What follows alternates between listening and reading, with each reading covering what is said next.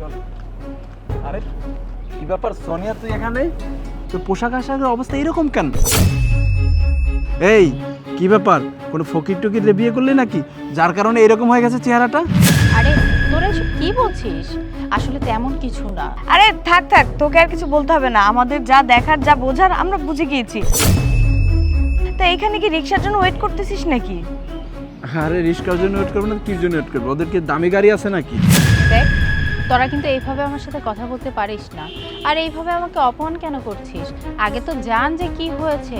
এই তুই না ভার্সিটিতে ভালো রেজাল্ট করেছিলি, কি চাকরি বাকরি কি পাইছস নাকি পাস নাই? এই যে আমাকে দেখ, ওকে দেখ, আমরা কিন্তু একটা ভালো জব করি আর সেখানে ভালো মাইনে পাই। মাস গেলে ও পায় 30,000 টাকা, আমি পাই 30,000 টাকা। তোর যে অবস্থা এটা দেখে না আমাদের খুবই খারাপ লাগছে রে। যাই হোক, তোর যদি কোনো কিছু দরকার হয় আমাদেরকে বলবি, ঠিক আছে? আমরা তোকে হেল্প করব, যেহেতু আমাদের বন্ধু ছিলি।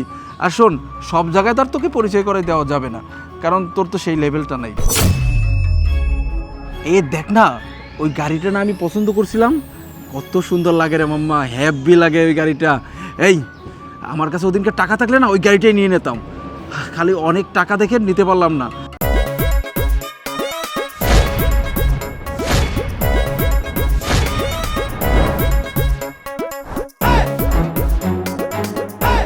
সরি আসলে রাস্তা জ্যাম ছিল, আমার লেট হয়ে গেছে। চলো আমরা বের হইতে হবে। কোনো সমস্যা নেই, কিন্তু আগে তো পরিচয় হও। ওরা হচ্ছে আমার ফ্রেন্ড, আমরা ভার্সিটিতে একসাথেই পড়াশোনা করেছি। ও আচ্ছা আচ্ছা, নাইস টু মিট ইউ। আর এই যে তোরা তোরা না ঠিক আগের মতোই রয়ে গেলি। এতদিন পর দেখা হয়েছে, আমি তো ভেবেছিলাম আমি কেমন আছি এটা জিজ্ঞেস করবি, কিন্তু সেটা জিজ্ঞেস না করে ভার্সিটিতে তোরা যেমনটা ছিলি এখনো সেম তেমনটাই আছিস। নিজেকে পরিবর্তন কর, না হলে কিন্তু লাইফে কিছুই করতে পারবি না। আর আলহামদুলিল্লাহ আল্লাহ আমাকে অনেক ভালো রেখেছে। রাজ চলো। এক মিনিট, আচ্ছা আপনারা কে কি করছেন? আমি আমি একটা কোম্পানিতে ম্যানেজিং ডিরেক্টর। আর আপনি? আমিও ওই কোম্পানির সেলসম্যান হিসেবে জব করছি। Very good. আসলে কি, আমি খুব বড় কিছু করি না, ছোটোখাটো কাজ করছি, আলহামদুলিল্লাহ অনেক ভালো আছি। আর আপনাদের বান্ধবীকে নিয়ে আমি খুব সুখে আছি। আর আপনাদের কথা বলি শুনেন, আপনারা যে জবটা করছেন না কেন ভালো কাজই করছেন, কিন্তু ভবিষ্যতে যদি আপনাদের আরও কিছু ভালো প্রয়োজন হয় আপনারা অবশ্যই আমার সাথে যোগাযোগ করবেন। আর হ্যাঁ, ওয়েট, এই যে এই কার্ডটা রাখুন। এই যে গাড়িটা দেখতে পাচ্ছেন, টয়োটা কোম্পানির গাড়ি। বাংলাদেশের টয়োটা কোম্পানির যে কটা শোরুম আছে সবগুলো আমার আন্ডারে আছে, সবগুলো আমিই কন্ট্রোল করি।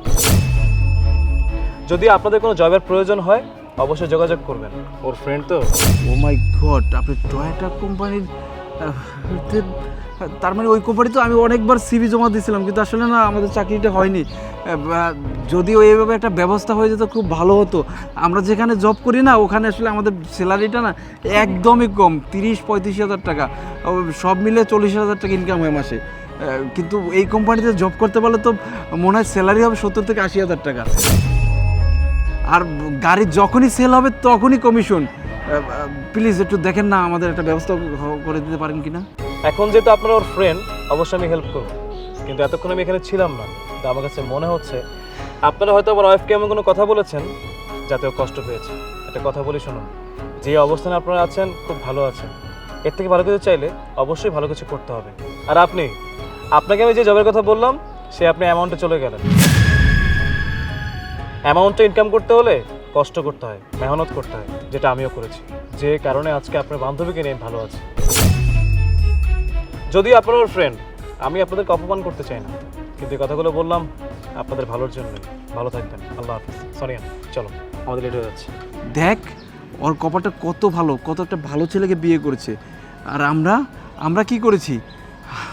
তোর আর আমার কপাল, ইচ্ছা করতেছে তোর কপাল বসে দুইটা বাড়ি দিই আমি। আর রাখ, তুই তো আগে কথা শোনানো শুরু করছিস, তারপর না আমি বললাম।